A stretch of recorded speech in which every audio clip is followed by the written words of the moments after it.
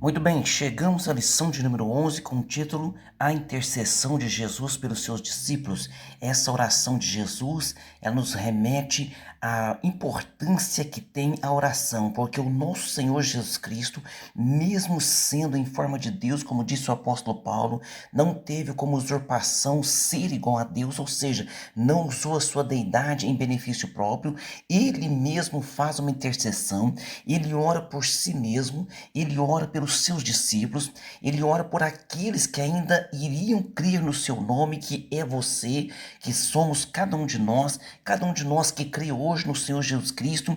Ouve também essa oração dele ali, uma oração sacerdotal, uma oração, uma intercessão por cada um de nós, dando exemplo para nós de como é importante a oração. E nós vamos ver também quando ele diz, né, glorifica-me, ó Pai, junto de ti mesmo, com aquela glória que tínhamos antes que o mundo existisse. Ou seja, Jesus aqui comprova mais uma vez que ele é Deus, a segunda pessoa da Santíssima Trindade, porque os teólogos costumam separar, dizer assim que antes que o nosso Deus Todo-Poderoso criasse os céus e a terra, eles chamam de eternidade passada. Depois que o nosso Deus cria os céus e a terra, eles chamam de eternidade presente. E depois do julgamento final do grande trono branco, eles chamam de eternidade futura. Então o Senhor Jesus Cristo deixa claro, antes que o mundo existisse, já havia uma glória eterna entre o Pai, o Filho e o Espírito Santo.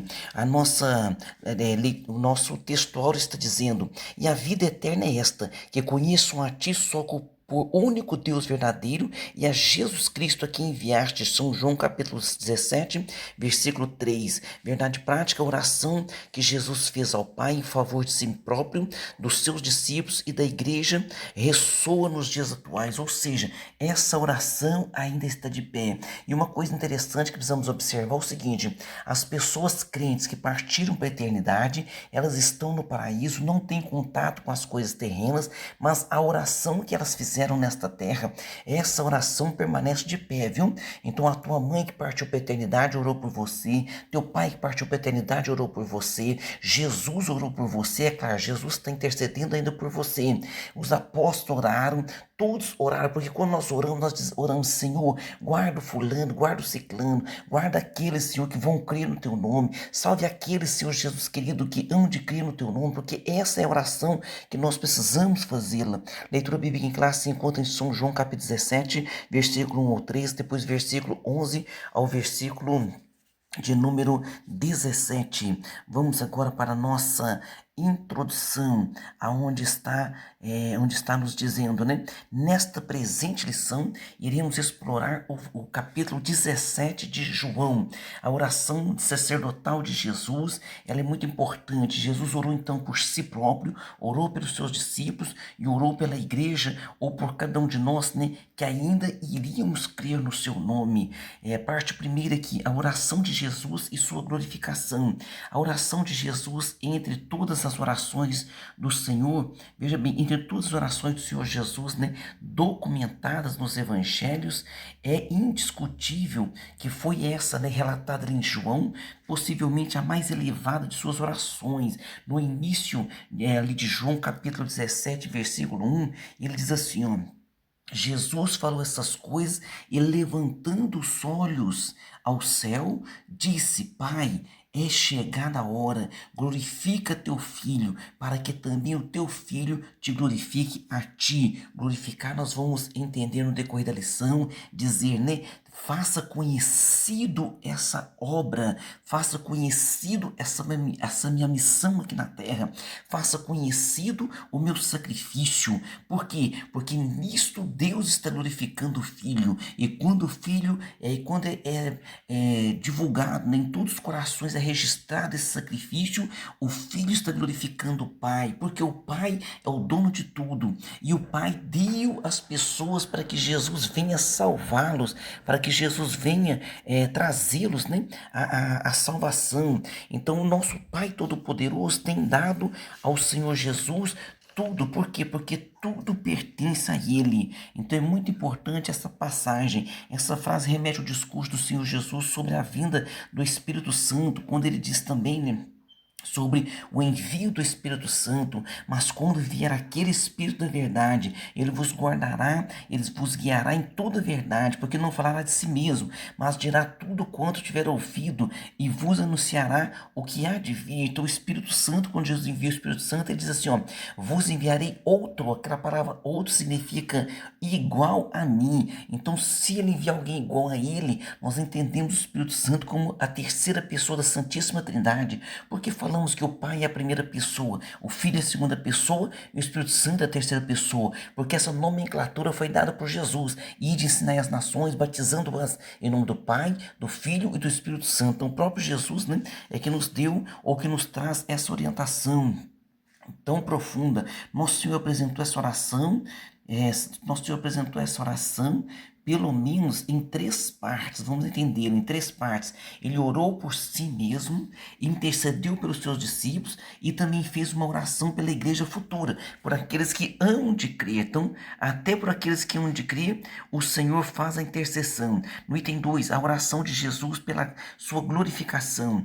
Na oração de Jesus pedindo por sua glorificação, havia um significado espiritual mais profundo. Aqui não se tratava de um ato egoísta, como, né, alguns também possam imaginar isso. Alguns dizem assim, como é que eu vou servir um Deus que precisa ser glorificado? Mas de forma alguma Deus precisa ser glorificado. O próprio Jesus falou em São João 17,5, glorifica-me junto de ti mesmo com aquela glória que tínhamos antes que o mundo existisse. Então, antes que o mundo existisse, já havia uma glória. O Pai, o Filho e o Espírito Santo, eles, a Santíssima Trindade já é a própria glória, já é uma própria glorificação. Então, Deus não tem necessidade de ser glorificado. Nós é que temos necessidade de glorificá-lo. Por quê? Porque quando nós o glorificamos, nós estamos próximo dele. Ele é a vida eterna, ele é tudo. Não há vida fora de Jesus. Tem pessoas que querem viver uma vida fora de Jesus, diz assim, eu sou obrigada a servir Jesus para ter a vida eterna, mas quem não serve a Jesus, ele passará o quê? Uma condenação eterna, porque alguém pensa que pode haver um mundo perfeito sem Jesus. Não há um mundo perfeito sem Jesus. A prova é essa, nós estamos no mundo hoje, ele não é perfeito, e ainda assim o Espírito Santo está mantendo esse mundo. As pessoas crentes estão orando por esse mundo, intercedendo por esse mundo, porque o mundo jaz no maligno. Então o sistema mundano já está comandando o mundo já está um caos, mas a misericórdia de Deus está nos alcançando para que nós possamos ser salvos e entrar verdadeiramente na vida eterna. Então não deixe, que esses refrões do inimigo venham trazer alguma dúvida sobre a sua mente. Como já abordamos, ele estava plenamente ciente do seu ministério. E assim, em sua conversa direta com o Pai, Jesus declara, é chegada a hora. Então ele sabia que era a hora que o Filho seria glorificado, que o Filho passaria pela cruz do Calvário, cumprindo a sua missão. Glorifica teu Filho para que também o teu Filho glorifique a ti. Que tipo de glorificação é essa? Mediante a morte do Senhor Jesus Cristo, ele seria o que? Conhecido. Então essa missão dele, o Pai agora vai estabelecer nos corações do mundo inteiro, através de quem? Do Espírito Santo. Então, através do Espírito Santo. Diz assim, e a vida eterna é essa, que conheço a ti só por o único Deus verdadeiro, Jesus Cristo, a quem enviaste. Eu glorifiquei-te na terra, e tendo consumado a obra que tu me deste a fazer. Então, Jesus veio, nasceu, cumpriu o seu ministério, morre na cruz do Calvário e glorifica o Pai. Essa obra agora, o Pai vai glorificá-lo, fazendo essa obra ficar registrada em todos os corações. Por isso você está ouvindo essa palavra, para que essa palavra fique registrada em seu coração. No item 3 aqui agora, a mensagem, a mesma glória com o Pai. Isso aqui é interessante porque aqui nós estamos entendendo que Jesus também é Deus. Porque a mesma glória com o Pai. No versículo 5, a Bíblia é bem clara em dizer. O versículo 5 ele deixa bem registrado. E agora glorifica-me tu, ó Pai, junto de ti mesmo, com aquela glória que tinha contigo antes que o mundo existisse. Então, antes de Deus fazer o sol, fazer a terra, fazer o universo, fazer tudo, já havia o Pai, o Filho e o Espírito Santo, já havia uma glória, já era completo, tudo já era completo. Mas Deus é o Criador, Ele quis criar, você ama a sua vida, você não quer morrer, e o Senhor colocou dentro de você algo que tem sede de adoração. Não é Deus que tem sede de adoração, é você que tem sede de adoração, porque você veio de Deus, e Deus é uma glória eterna, é uma glória perpétua. Então é melhor que nós não resistimos à palavra, como Deus falou com Paulo quando ele cai por terra a caminho de Damasco e diz, Saulo, Saulo, duro é para ti recalcitrar contra os aguilhões. Então não resista à voz do Senhor. Creia no Senhor Jesus para que você seja salvo e seja abençoado.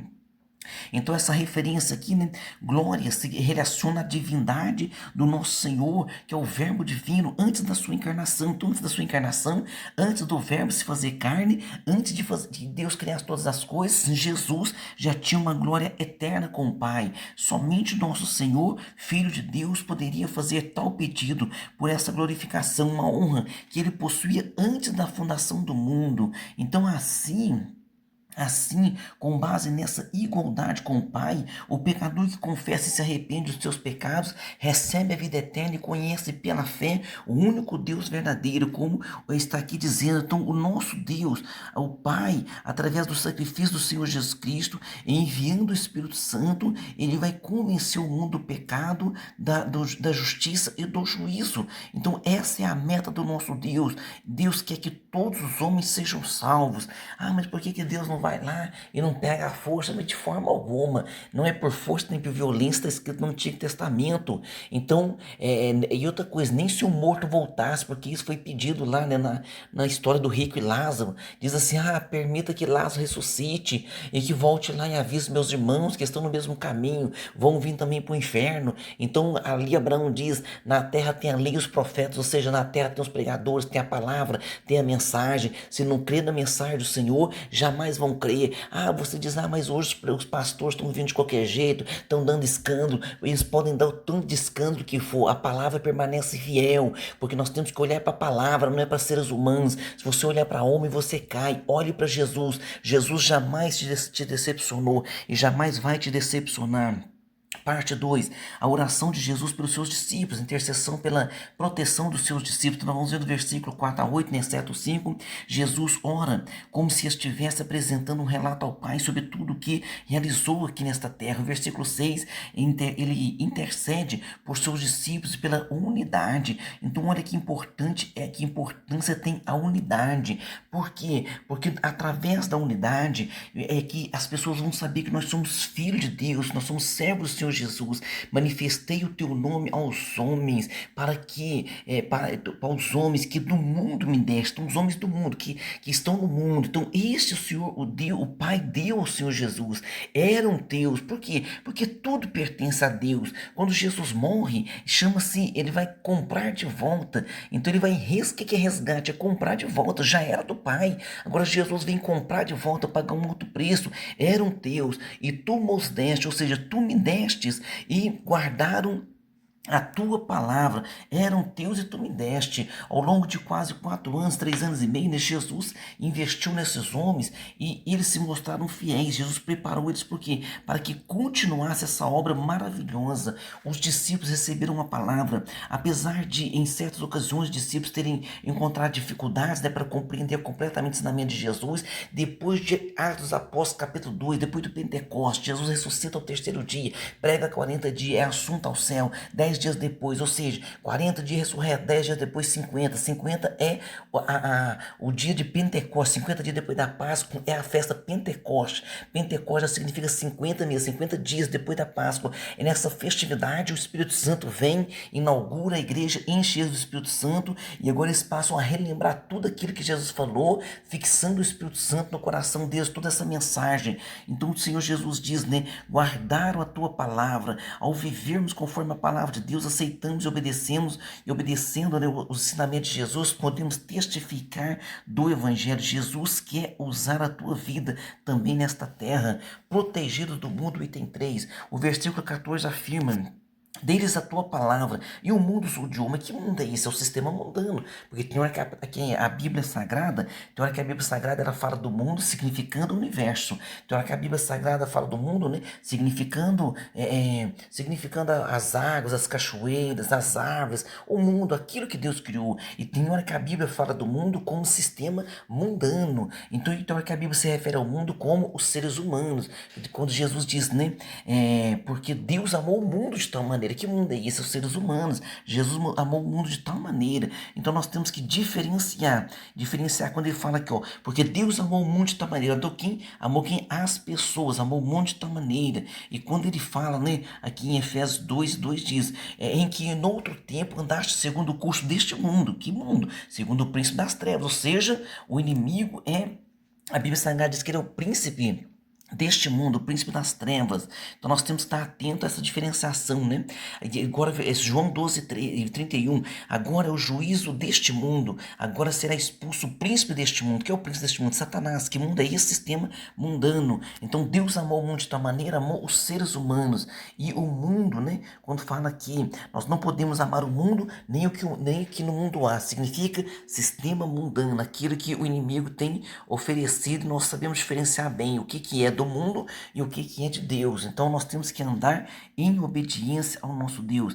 Parte 3 da nossa lição, oração de Jesus pelos que viriam a crer. Agora a oração de Jesus é por aqueles que viriam a crer. Quem são esses? Eu e você, porque nós estamos há quase 2000 anos da promessa do arrebatamento, que Jesus falou, né? Um pouco o chão de tempo, e Pedro escreve, 1000 anos é como um dia, então em 2030 vai inteirar 2 dias na contabilidade de Deus. Um pouquinho de tempo, que há de vir virá e não tardará.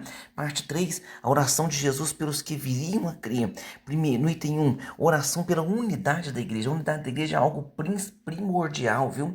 Na terceira parte das suas súplicas, Jesus pediu pela unidade da igreja. Mais do que uma unidade de natureza eclesiástica, orgânica, né? Jesus intercedeu pela harmonia espiritual do seu povo. Nosso Senhor anseia por uma união genuína. Então você pode ser da Assembleia, você pode ser da congregação, você pode ser da Deus é Amor, você pode ser metodista, você pode ser batista, você precisa crer no Senhor Jesus Cristo e haver essa harmonia, essa união. Então essa guerra entre as igrejas, essas guerras, né? Ah, não, a minha igreja é melhor, a minha igreja é melhor, nada disso, melhor é Jesus. Jesus não tem placa de igreja, Jesus, ele é o dono da igreja, a igreja dele é uma só, ele é o cabeça da igreja. Se você estiver na placa que você estiver, mas obedecendo a Bíblia, você está ligado no corpo místico de Jesus. Agora você pode estar na melhor igreja que for, ou que houver, né? Ou que você acha que seja, mas se você não obedecer à Bíblia, você está desligado do corpo do Senhor Jesus Cristo. No item 2 aqui, o propósito da unidade, o propósito da unidade espiritual da igreja, conforme a intercessão do nosso Senhor Jesus Cristo,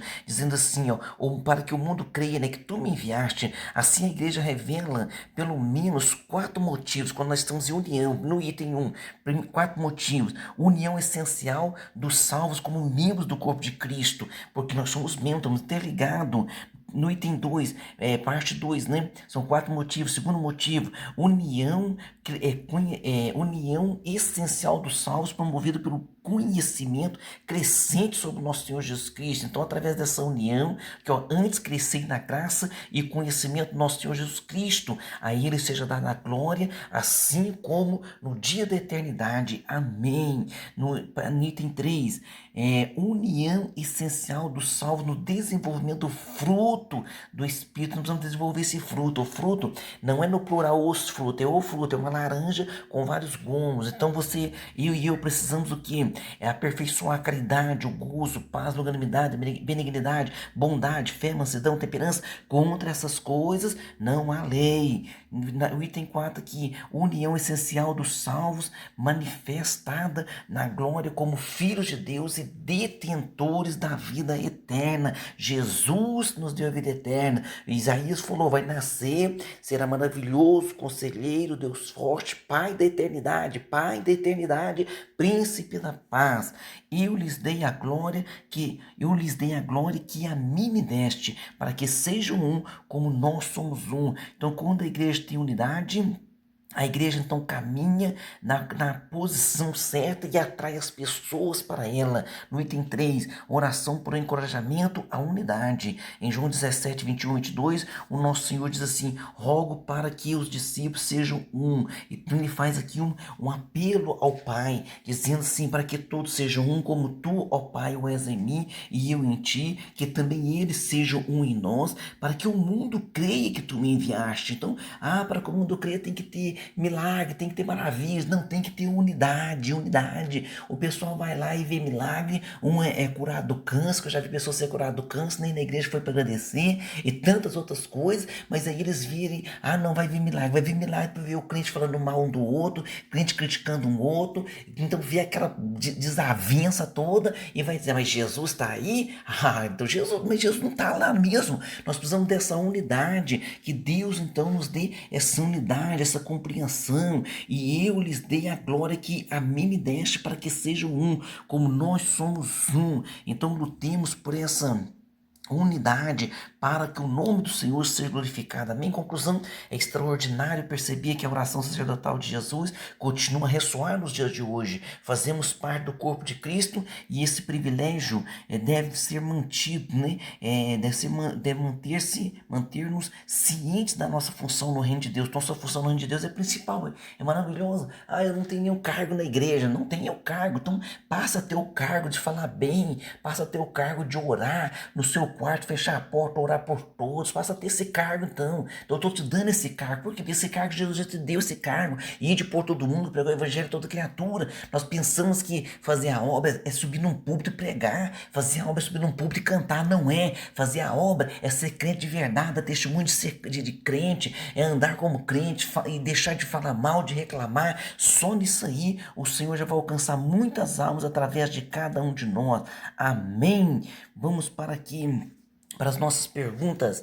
Vamos para a nossa pergunta número 1. Em quais partes, quantas partes podemos apresentar a oração sacerdotal de Jesus em pelo menos 3 partes? Ele orou por si mesmo, ele intercedeu pelos discípulos e ele também fez uma oração pela igreja futura. Pergunta 2, aqui se relaciona a menção à glória do versículo 5, quando ele fala, né? Glorifica-me, Pai, junto de ti mesmo, com aquela glória que tínhamos antes que o mundo existisse. Então essa referência à glória que relaciona a divindade do nosso Senhor Jesus, o verbo divino, antes da fundação do mundo. Então antes que Jesus nascesse, então antes que a Bíblia diz, ele é o cordeiro morto antes da fundação do mundo. Então antes da fundação do mundo já havia essa glória eterna entre o Pai, Filho e Espírito Santo. Pergunta 3, de que forma Jesus dirige a sua oração ao Pai nos versículos 4 a 8.